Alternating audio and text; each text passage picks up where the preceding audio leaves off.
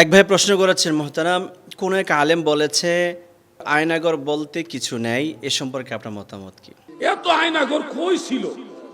কত মানুষ জেল খাটলো, কেউ কইলো না আয়নাঘর আছে।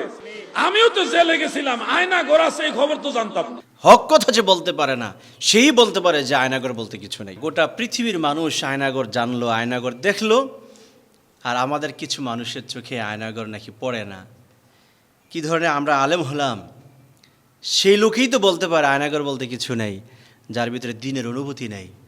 কারণ এটা বর্তমান সময়ে নব্য একটা টর্চার সেল যেটা বাংলাদেশে তৈরি করা হয়েছে।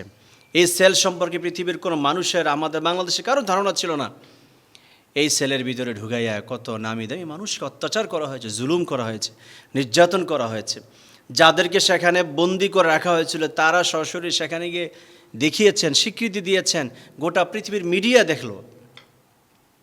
এমনকি বাংলাদেশের বর্তমান গভর্নমেন্ট পর্যন্ত সেখানে গিয়েছে।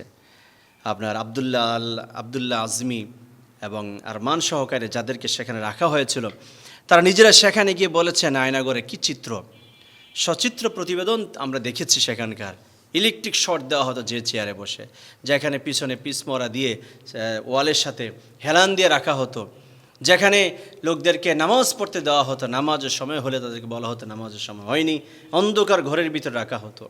আমরা দেখেছি এক গামছা দিয়ে আল্লাহর এক বান্দা তিনি বলেছেন আমি চোখের পানি মুছতে মুছতে গামছাটা আমার এটা পুরান হয়ে গিয়েছে। এই গামছার যে চোখের পানি তার চষে নিয়েছে, তিনি বলেছে যে একটা পুকুর সমান পানি সমান হয়ে যাবে, তার চোখের এত পানি পড়েছে। সুতরাং মাজলুমের সাথে কিন্তু এই কথাটা আপনি এটি গাদ্দারিমূলক কথা বলেছেন। কখনো আয়নাগণে এই কথা বলতে একজন আলেম পারে না। কারণ এটা টর্চার ছিল যে কত আলেমকে সেখানে নির্যাতন করা হয়েছে, সেখানে কত মাজলুমকে বন্দি করে রাখা হয়েছে। আমরা শুধু সিন্নি রুটি পোলাও এইগুলি বৈধতার জন্য কত কিছু আমরা হই হুল্লোড় করি। হক কথা যে বলতে পারে না, সেই বলতে পারে যে আয়নাগর বলতে কিছু নেই।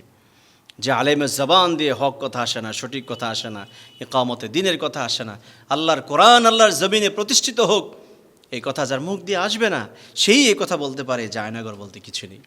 প্রিয় ভাইয়েরা আমার, লোমহর্ষক এক স্থানের নাম, এক জায়গার নাম, সেটার নাম হলো কিন্তু আয়নাঘর। আমরা সবাই দেখেছি কি মর্মস্পর্শী বয়ান, গুরুত্ব, আমরা কি মর্মস্পর্শী কথা আমরা এই আয়নাঘর সম্পর্কে শুনেছি। সুতরাং এই সম্পর্কে যিনি কথা বলেছেন, আমি তাকে অনুরোধ করব তার কথা যেন সে রিপিট করে, এই সম্পর্কে যেন সে ভালো স্পষ্ট কথা বলে, সে যেন অবশ্যই তার কথা যেন ফিরিয়ে নিয়ে আসে। সুতরাং যে আলেম আলাউদ্দিন জিহাদি, যার নামটা আমি সরাসরি উচ্চারণ করে ফেললাম, তাকে এই বিষয়ে অবশ্যই তাকে অনুশোচনা হওয়া দরকার। আপনি জেলের ভিতরে ছিলেন, আপনি আয়নাগর দেখেন না, আপনি জেলে কোন জেলে ছিলেন? সেই জেলে কি আয়নাগর আছে নাকি? আয়নাগর তো হলো আর একটা স্পটের নাম যেখানে আয়নাগর বানানো হয়েছে। আপনার সাধারণ জেলে তো আয়নাগর নেই।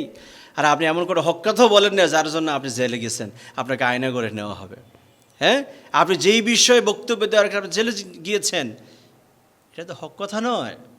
সুতরাং আমরা এই ধরনের কথা মানি হলো মজলুমদের বিপক্ষে কথা বলা, জালেমকে উৎসাহিত করা। আমাদেরকে খুব মুখ সামলে কথা বলা দরকার। আল্লাহ তাআলা আমাদের সবাইকে হেফাজত করুক, জুলুম থেকে হেফাজত করুক, মাজলুমকে আল্লাহ রক্ষা করুক।